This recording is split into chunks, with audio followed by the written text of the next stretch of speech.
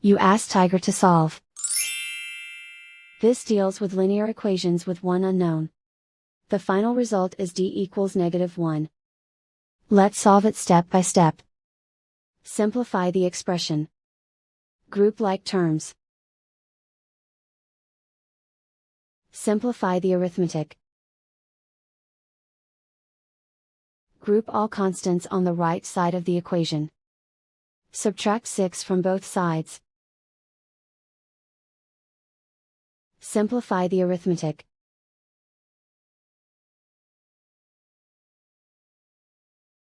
Isolate the d.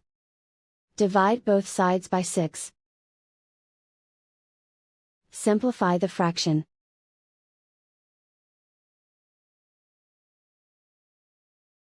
And so the final result is d equals -1.